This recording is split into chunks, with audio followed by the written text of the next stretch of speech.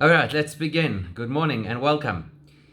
Like I say, I hope that Yom Tov was good. Rosh Hashanah started us off to a good year, please God. Revealed brachas, and during the rest of the Aseret Yemei Teshuvah, the brachas should just increase, please God, for the coming year. So we're going to meet some people today. We're going to meet some new people. Maybe you know some of them. I don't know if that's a good thing or not such a good thing. This is a Mishnah attributed to Hillel, following on from the previous Mishnah, where we saw that the second half of the previous Mishnah was Hillel's commentary. So we're continuing with that. This is Mishnah 5 of chapter 2. And we're going to meet some people. We're going to meet somebody who is called a bur. Obviously in South Africa, when you hear that word, you straight away have a particular connotation. This is B-double-O-R, and it effectively is supposed to represent a person who's very uneducated. Then we're going to meet somebody called an Am Haaretz. It's very funny because in South Africa, you'll have a lot of people who come from the older generation, and they use the expression Amoretz, like as if it's one word, Amoretz, which is, it's a contraction, Am Haaretz. So we're going to learn what an Am Haaretz is. That's the second person we're going to meet. Kind of on the side, we will, once we talk about the Bur and the Am Haaretz, the people that we're going to meet, we'll also meet the people that they should aspire towards. So we'll meet the Yirei Chet, we'll discuss what that means, and we'll meet the Chosid. Then we're going to meet the Baishon. The Baishon is a bashful person. And we're going to meet the Kapton, which is the impatient individual, specifically an impatient teacher. And we're going to meet the businessman. And we're going to meet the person who stands up when nobody else will stand up. So it's quite a colorful Mishnah, this. It's got all kinds of personalities in it. And I suppose in a certain sense you could say this is like the community in a nutshell. In terms of what we're going to encounter here today. So let's have a look at the Mishnah and see who these people are and how they all work. So Hillel says, Hu haya oimer. Hillel used to say, Ein bur yirei chet. A person who is a bur can never be somebody who develops the maturity of yirei chet, to fear sin. Veloi am haaretz Chosid. And a person who is an Am Haaretz can never be a Chosid. Okay, don't you love it when people do that? Where they read Hebrew words, and then they only translate the words that you actually already know. And they don't translate the other words. So, no, an Am Haaretz is not a Chosid. Okay, thank you very much. You haven't told me what an Am Haaretz is, and you haven't told me what a Chosid is. So I don't really know what we're talking about. Okay, that's what we're going to discover today.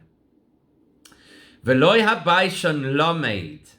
And a person who is bashful, who's too embarrassed, will never learn. It's interesting I don't know how much exposure you've had to other societies and cultures, but it's very interesting how different crowds react differently to a shiur. So in some parts of the world, for example, once, it wasn't so long ago, I got up to speak in a particular crowd in the United States, and I made a joke, that's all. I just made a joke at the beginning. I hadn't even begun the shiur. Somebody already took umbrage with what I said.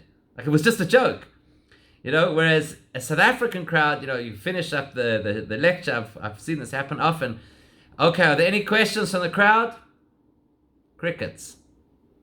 And then, as soon as it's officially over, there's a whole line of people coming to the speaker to ask questions.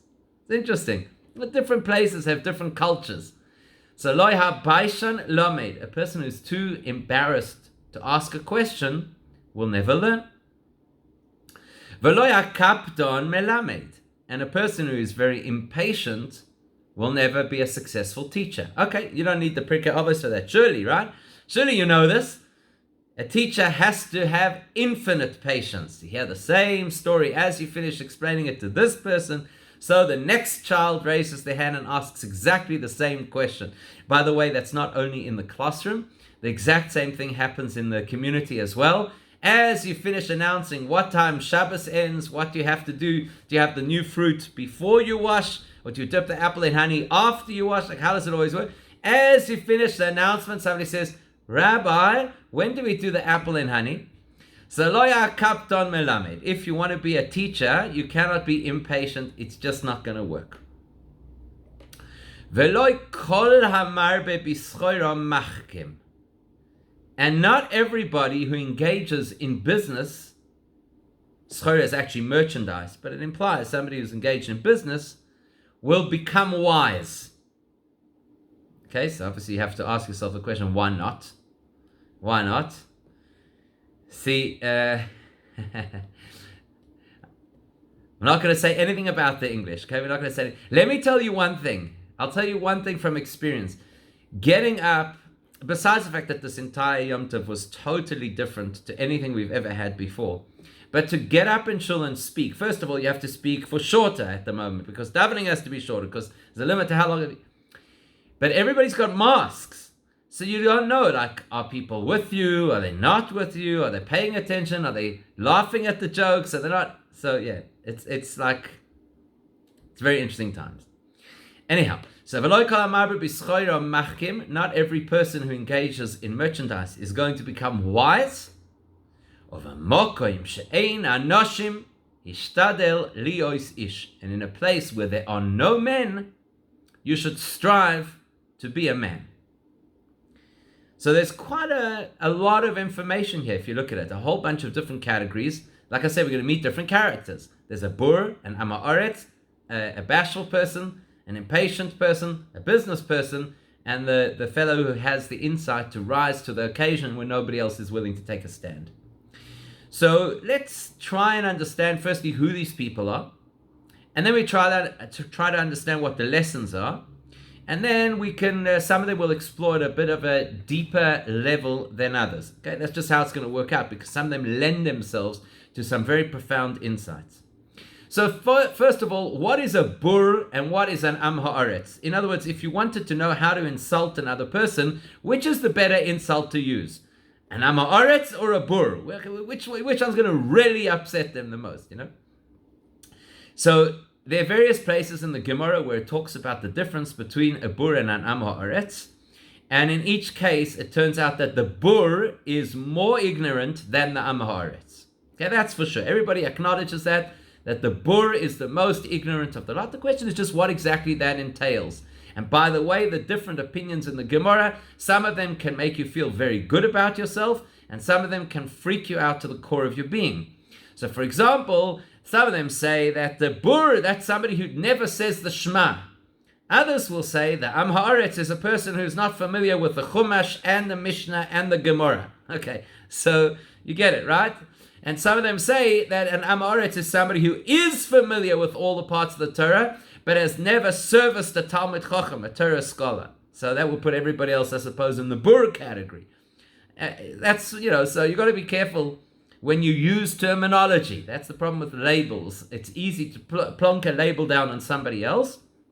Then on closer inspection, you may well discover, oops, the label could stick to me as well. So bur, the actual word bur, it's an interesting word, don't you think? Bur. I mean, it's funny for us in South Africa because of the connotation. But where does the word come from? Like an am haaretz, you can see where the word comes from. Am haaretz means am, nation, haaretz, of the earth. So it basically means earthly people, people who are not very transcendent, not very spiritual, earthly people. You can see the connection. But what does bur mean? Okay, so that's where we should start. If we want to classify this person, what does the word mean? It's an agricultural word, bur. And what it means is a field that has never yet been plowed. It's called a sdei bur, an uncultivated field. So it's just rough. There's nothing that's produced. There's nothing that's been refined. There's nothing that's been worked on. So that's a bur. A bur is somebody who is completely empty, if there was such a thing. I mean, if you can imagine such a thing. Completely empty. What does it mean, completely empty? So the Rambam says that a bur is somebody who has neither wisdom nor character. Sometimes what you find is that there are people who may not have wisdom, but they have such beautiful character. Beautiful.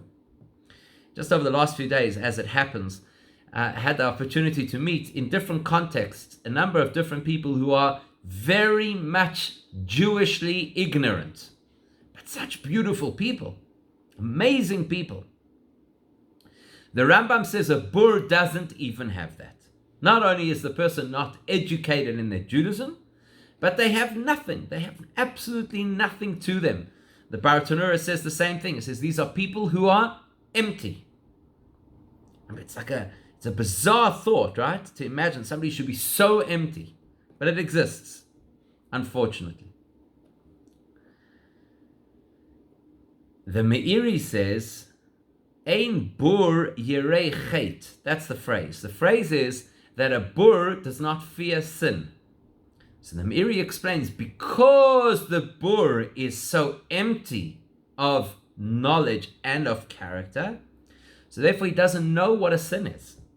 It's not just that he's not afraid of sin, he doesn't know how to tell the difference. Can't distinguish between what is acceptable behavior and what is unacceptable behavior. There's a wonderful book called the Hayoim Yoim, which is a journal entry that the Rebbe made in the early 1940s. I think it was 43. Every single day, a short insight.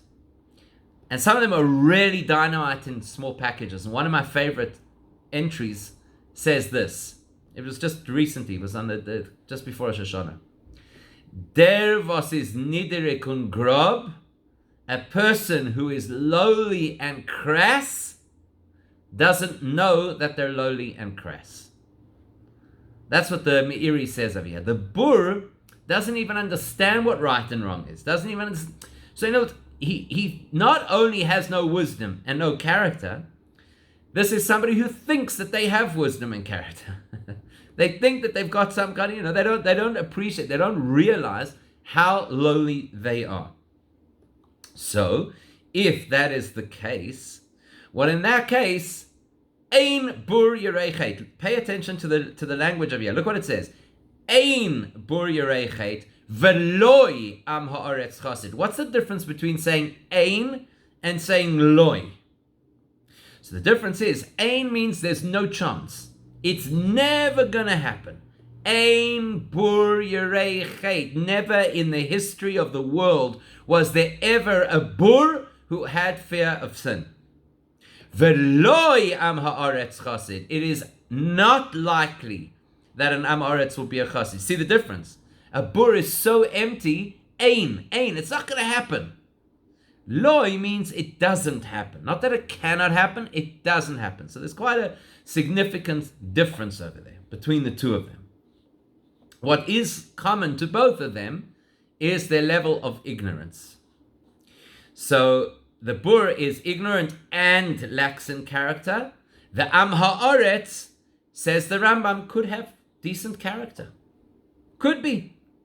But he is ignorant. Absolutely ignorant. Therefore, the difference between the am haaretz and the bur is that the am haaretz can tell the difference between good and bad, can tell the difference between a sin and a mitzvah. So therefore, his issue is not yirei chet, that he doesn't know how to be afraid of a sin. The bur, taka, doesn't know what a sin is. He just doesn't get it. It's completely obtuse, just doesn't get it. The am haaretz knows what's right and wrong, but is ignorant. And because he is ignorant, he can't be a chassid. What's a chassid? So the definition of a chassid, the Gemara tells us, is somebody who goes lifnim mishuras hadin. There is the letter of the law. So, for example, if somebody says, I am religious, I'm frum. Okay, that's an objectionable word, by the way, frum. Right? It's got all kinds of overtures, the word frum. So anyhow, if a person says they're frum, what do they basically mean? I keep the letter of the law. Chassid means that I go beyond the letter of the law.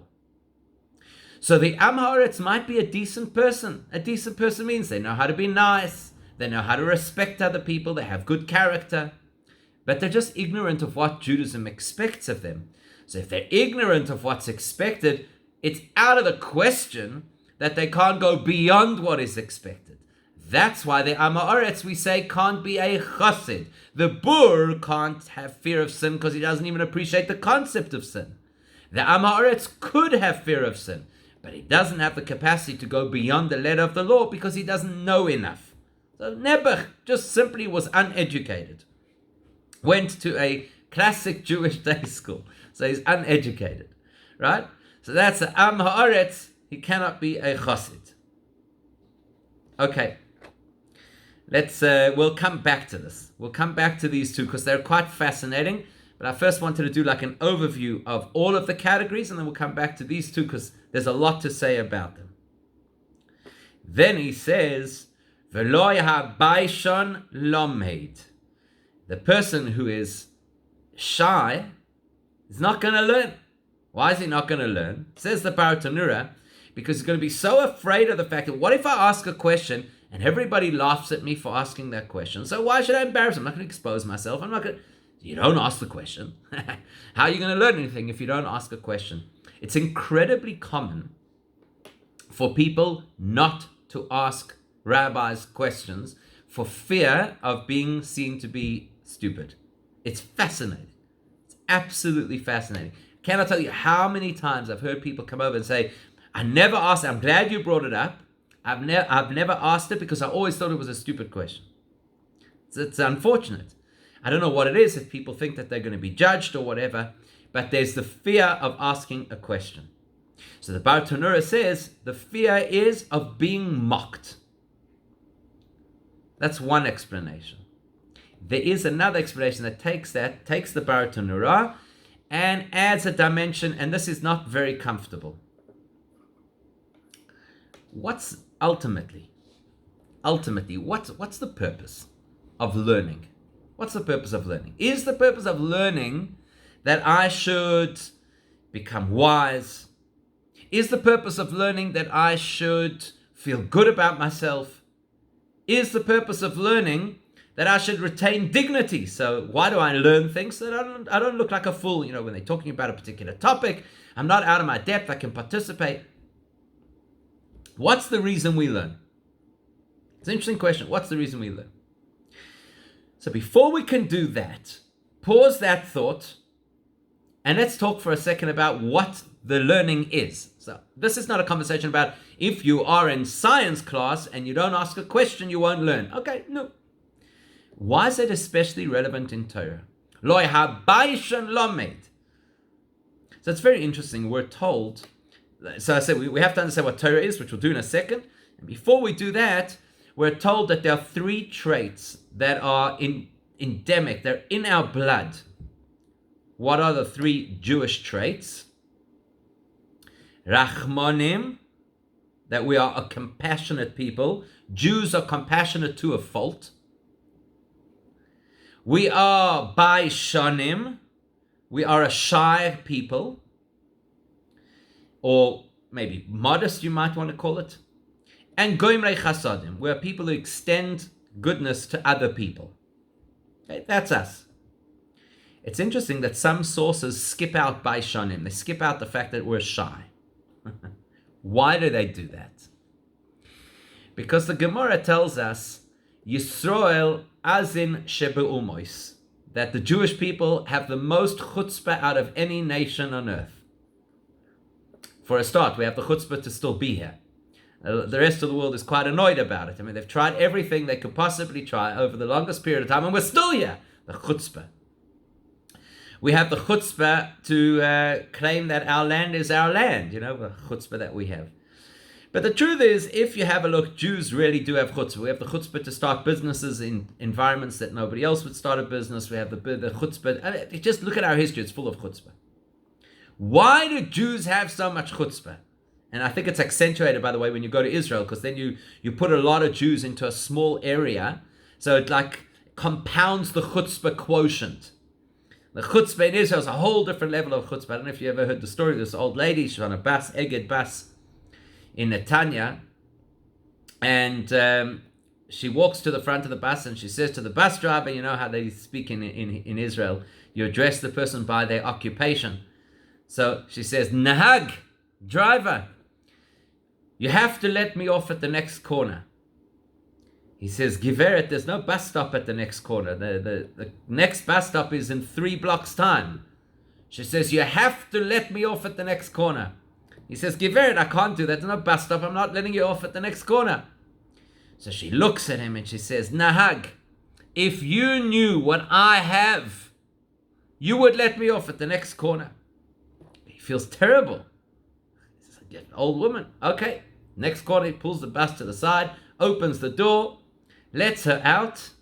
And as she steps onto the pavement, he says to her, Giveret, what do you have? She says, chutzpah. So that's us, right? Why do Jews have so much chutzpah? Why is it built into our very DNA that we have this incredible chutzpah?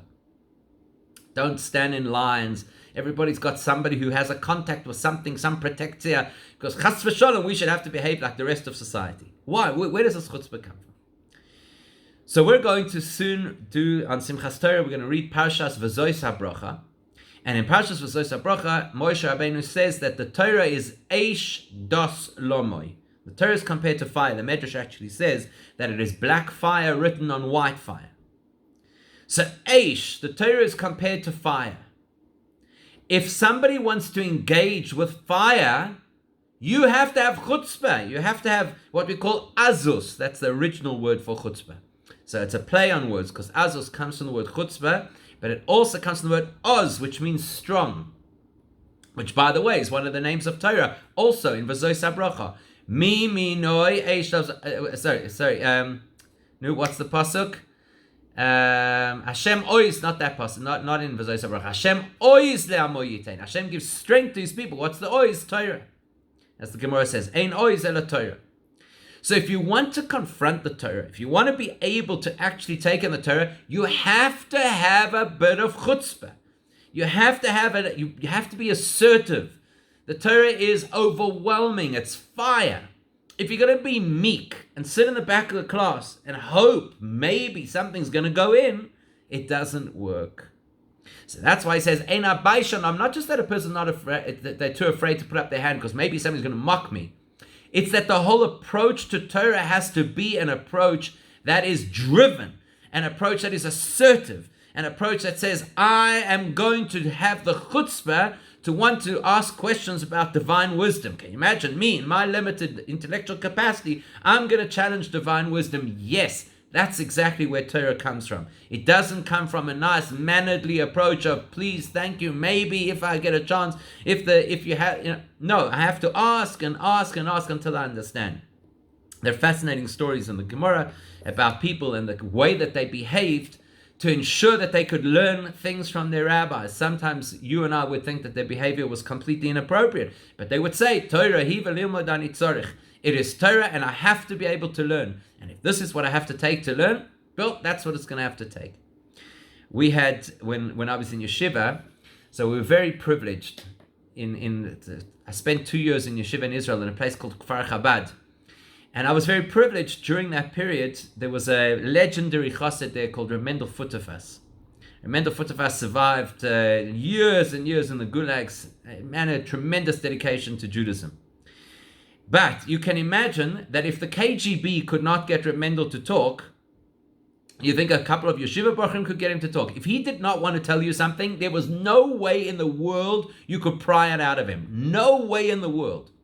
So anyhow, he used to give a shiur every single morning. It was the most fascinating shiur ever. Why? He'd give a shiur every single morning. The shiur was he would take a book.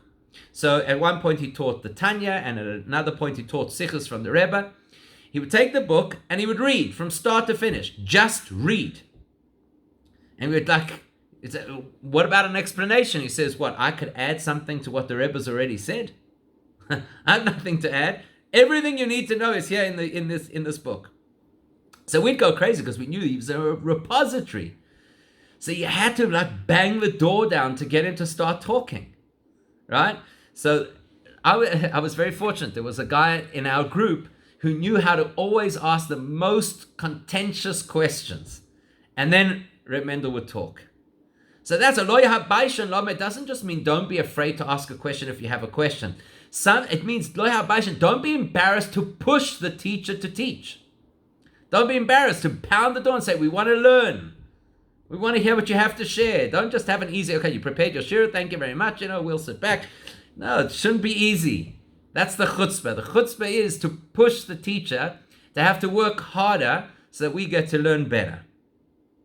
Therefore, v'lo kapton melamed. Therefore, by extension, what's a kapton? A kapton is a person who gets agitated. They cannot teach. Why can they not teach? Because the Torah is already fire. So if your personality is easily ignited, it's going to be too much fire. It's going to be too overwhelming. It's difficult enough for a person to learn Torah because they have to confront the fiery, overwhelming content of the Torah. Now you add to that a teacher who's overwhelming and fiery, it's not going to work. So lo yakapton melamed. As the expression goes, the commentaries say, you moisif eishin ishoy shel Torah. You're adding fire, you're kind of fanning the flames of the fire of Torah, which is quite a thought. Then it says, V'loi kol hamar bebischer. Okay, let's have a look. We start off, we said, ein bur yireichet. It's never going to happen. A bur will never come to fear sin. Loi am haaretz chassid. It doesn't typically happen that an am haaretz will be a chassid, but it is possible. Loi abaishan melamed. But it is possible you could be one of those people who sits quietly, but you're humble and you take it all in, you might still learn. Loi kapton melamed. Generally speaking, a person who's a hectic teacher is not going to teach. But now we get to an even lesser category. V'loi kol hamar bebischoira machkim. Not everybody who engages in business will become wise. That implies that there were people in history, and there are people in history, who are both invested in the business world and are wise. The Gemara tells us about Rabbi Elazar ben Charsoim, that he was an incredible Torah scholar, and yet he was an incredibly wealthy man as well. They say that he owned villages, he owned mills, he owned ships. He was like an incredibly wealthy man. The Rambam actually brings in Hilchas Talmud Torah, the Rambam says, should a person ever turn around and complain that they are unable to learn Torah as is expected because of their business stress, Rabbi Elazar ben Charson will be the one that everybody points to and say, well, what, did you have more affairs to take care of than he did? He was running maritime affairs and merchandise and mills and cities, and he still had time to become one of the leading Torah giants of that period. In other words, a Torah giant amongst Torah giants. So, lo kol amar bebischoira. By the way, just before everybody gets overwhelmed and say, oh my gosh, so much expectation. So, just by the way, there are certain versions of the story who said that Rabbi Elazar ben Charsom inherited his wealth. So, even though he had to manage a lot of assets, he was able in his formative years to sit and learn Torah rather than to build a business from scratch. So that might be in our defense. Right? Might help in our defense. The pasuk says, we just had it in Parashas Nitzavim just before Rosh Hashanah. The pasuk says, "Lo nifleisim mimcha v'lo rechoikahi." Torah is not beyond you. Lo b'shamayim hi. It is not in heaven. Leimor mi yale lonu hashamayim v'yikachei alonu. That you'll say, who should go up to the heavens to bring it down for us? So the Gemara says, what's lo b'shamayim hi? Torah is not found by people who are arrogant, who think they're up in the heavens. Torah is not going to be accessible to people who are up in the heavens, full of themselves. Then the pasuk says, "V'loi me'ever layomhi," and the Torah is not across the sea. What does it mean, "Loi me'ever layom"? Says the Gemara, people who travel overseas to do business, they're not going to be able to learn Torah, and that's this Mishnah. Loi kol amar b'bischoira machkim. The person who is engaged in merchandise is not going to have the opportunity to become a Torah scholar, to become wise in Torah. And then he says,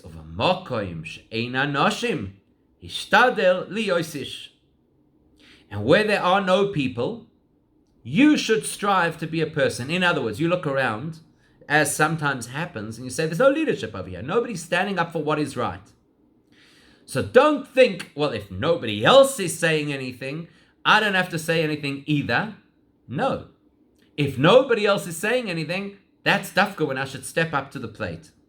A prime example of this is Pinchas. Remember the story of Pinchas? It's a really interesting story when you look at it. What happens? So it's after the failed attempt by Bilam to curse the Jewish people, where he comes up with a second plan, which is to take Midianite women and send them to seduce the Jewish men in the hope that that would cause punishment from Hashem, and it did succeed, and unfortunately thousands of people died. So what happened is there's a guy called Zimri, a leader of the tribe of Shimon, and he consorts with a woman called Cosby, who is a Midianite princess, in public. And nobody says a word. Moshe Rabbeinu is there, he doesn't say anything. The leaders are there, they don't say anything. And there's a fellow called Pinchas, a junior member of the leadership. He watches the whole thing happen. And Pinchas goes over to Moshe and he says to Moshe, isn't it clear that the halacha is in such a case what we call kanoim poigim boy, which means whoever gets riled up by the scene is allowed to take the law into their own hands and to execute the perpetrators. So Moshe Rabbeinu, Rashi uses the expression, Moshe Rabbeinu says to Pinchas, the reader of the letter should fulfill its contents. In other words, you're the one who thought of that, so you should do it. And at that point, Pinchas goes and he gets his trusty spear. Nobody ever stops to ask the question, where did Pinchas find a spear? Okay, whatever. Shaila, you know what they say? You can't ask a question on a story. The story happened. That's how it happened. And he takes his spear and he impales the two of them. So it's a fascinating thing. Pinchas could easily have turned around and said, look, there's Moshe Rabbeinu, there's the 70 elders, there's the greatest people of society, and they're not saying anything. Maybe I've misunderstood the halacha. Ish means sometimes the way that Hashem runs his world is that, as it says over there, Hashem hid the halacha from Moshe so Pinchas could get the merit. Sometimes the reason there are no people standing up and taking the lead is because this is the moment Hashem wants me to be the person to stand up and take the lead. So it's not just a thing of, if there are no people around, then you should step up to the plate. It's more profound than that. If there are no people doing the job, it could well be Hashem's way of telling you it's your job. Really something powerful to think about. Rabbeinu Yonah gives a slightly different explanation. That's actually an interesting explanation. Rabbeinu Yonah says that the way to explain this is, b'makom she'ein anoshim, you look around and you say there's nobody else of your caliber. You have worked so hard, you've grown so much, you're at such a spiritually developed level that there really is nobody else of your caliber. He says, really, if that's the case, hishtadel liyos ish, then that's a sign that you have to work harder. Don't think because nobody else is at your level, you can now rest on your laurels. On the contrary, the nature of Yiddishkeit is when you're surrounded by people who are all of a lesser spiritual status than you, the only appropriate response is to say, and therefore I better work harder. Not, and therefore I can now relax. And the Medrash Shmuel also has a nice observation. It's b'makom she'eina noshim, when nobody's looking. Hishtadel liyos ish, still be a mensch. Even when nobody's looking. I was thinking that's one of the great lessons of the coronavirus. Right? Because what did the coronavirus do among other things? It introduced the Zoom culture. And the Zoom culture, I was talking to a business person just before Yom Tov, and he told me an embarrassing story that happened to him. He had a Zoom conference with a whole lot of leading bankers, and he put on his jacket and he put on his shirt to look the part, but he was wearing short pants.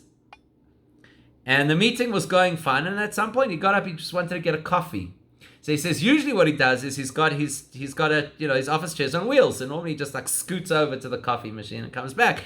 But for whatever reason, this time he stood up in the middle of this meeting. So can you imagine? So what's the Zoom culture? The Zoom culture has become all about what everybody sees. That's what our society has become. It already started before the social media culture, right? The social media culture is I show the world what they want to see. The Zoom culture, it's exactly that. Find yourself a nice background that looks this big, and whatever ever happens out of shot is irrelevant. So in other words, you might have this beautiful background, everything looks so perfect, and like 10 centimeters below that is complete chaos. There might be piles of laundry and leftover breakfast, who knows, right? So b'mokum she'eina noshim, the part that nobody can see, ishtadel liyos ish, that's where it's the most important to be a mensch, where it's not for show, where it is for you on the inside. I think it's a beautiful word that we should deeply consider. Let's go back to the Bur and the Am Haaretz. Now that we've got an overview of the whole Mishnah, let's go back to the Bur and the Am Haaretz, because they're very, very interesting characters, because the truth is there's a Bur and an Am Haaretz in each of us. Much as we don't like to acknowledge that, but there is. So much so that the Alter Rebbe, the first Chabad Rebbe, says the Bur could even be a Talmid Chacham. Imagine that? How's that possible? Because unfortunately what happens sometimes is that we get so caught up in the knowledge that we forget about the application of the knowledge. In other words, look at politicians as an example. So politicians are brilliant at telling you everything that they want or that they believe that you want to hear. They don't necessarily believe a word of it themselves.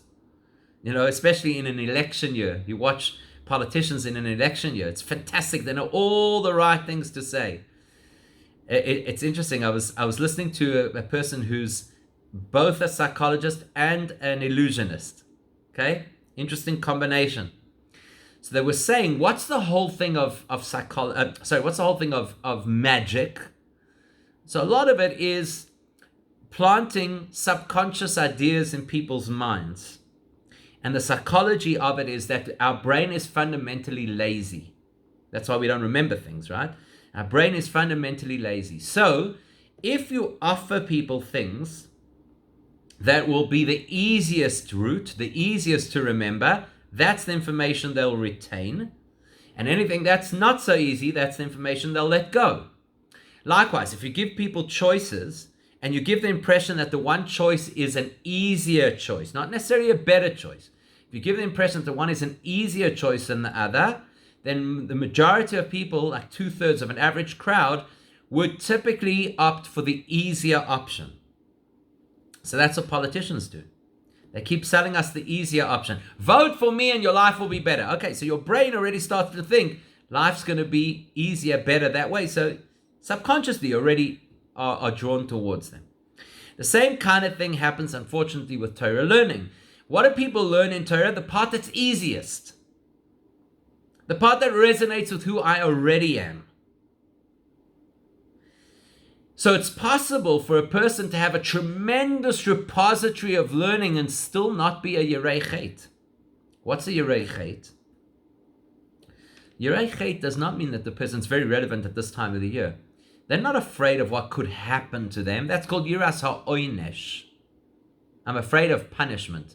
What happens if I do wrong, and then because I do wrong, I deserve punishment? That you could have a person who's a Talmid Chacham and a Yirei Oynesh. He's always afraid. If I step out of line, what if Hashem's going to punish me? Because I look in the Torah, and it says that this comes with Kores, and that comes with Misa B'dei Shamayim, and that comes with this form of punishment, and that comes with that form of punishment. And I promise you, if you're looking for the sources, you'll find enough sources that say that this can go wrong and that can go wrong depending on what you do. Here he says, Ein Bur Yirei Chet. The chap is not to fear punishment, but to fear sin itself. There's something fundamentally negative and toxic about sin, not about what will happen after the sin. So if a person is a bur, if a person, like the Rambam says, the bur is not only ignorant, but hasn't worked on their character. So the truth is, the bur could have information and be ignorant of what that information means to themselves. That's the vort over here. So that's why each one of us could have a bur within ourselves. We know plenty information. We know how to quote this source and that source. but it all fits with what's the path of least resistance in my brain. Yirei Chet is I'm not going to just avoid what I don't like or what makes me uncomfortable, but I actually become afraid of the Aveira itself. Now, how does a person get to that?